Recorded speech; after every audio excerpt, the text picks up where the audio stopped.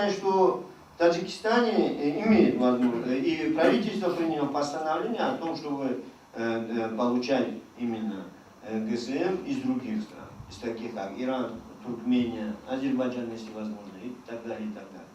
То есть нарушать надо и разрушать надо эту монополию. Это монополия всегда зависимость.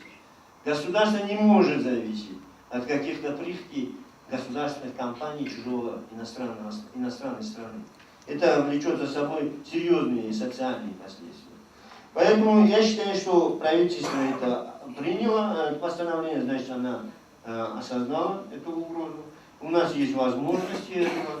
Единственное, надо поломать вот это лобби, вот эту составляющую, коррупционную составляющую, когда вот эти крупные компании в чиновничьих кругах, в различных общественных структурах имеют своих представителей, платят им, и они лоббируют их интересы на таможне, налоговых структурах и различных структурах. Даже люди привозят ГСМ на границу, их даже не пускают, раз это не из той фирмы или не из той страны и так далее, и так далее.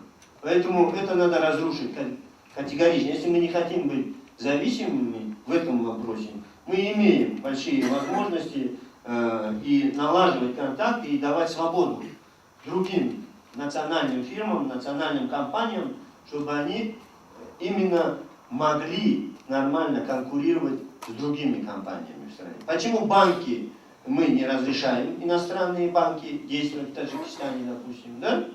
Что это разрушит систему, или какие-то авиакомпании крупные мы не разрешаем в Таджикистане, нарушит, обанкротит там нашу систему и так далее. А какие-то ГСМ мы допускаем. Почему?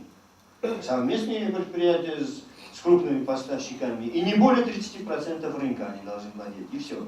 Я считаю, это будет тогда справедливо. 4-5 компаний, которые будут конкурировать, как вот в мобильных сетях и как в интернет бизнесе и так далее, то есть в информационных технологиях, тогда будет определенная справедливость. А сейчас о какой справедливости мы говорим? Поэтому я считаю, что мы все, в первую очередь и государство, правительство, наши коммерсанты, бизнесмены, должны серьезно об этом подумать и озадачиться этим вопросом. Мы не против кого-то выступаем, мы за справедливость. Даже компания «Газпром» нефть, допустим, в России каждый месяц штрафуется за нарушение антимонопольного законодательства. Последний раз, кажется, более 2,5 миллиардов рублей оштрафовано. У нас почему не штрафует антимонопольный комитет таких монополистов за нарушение нашего антимонопольного законодательства?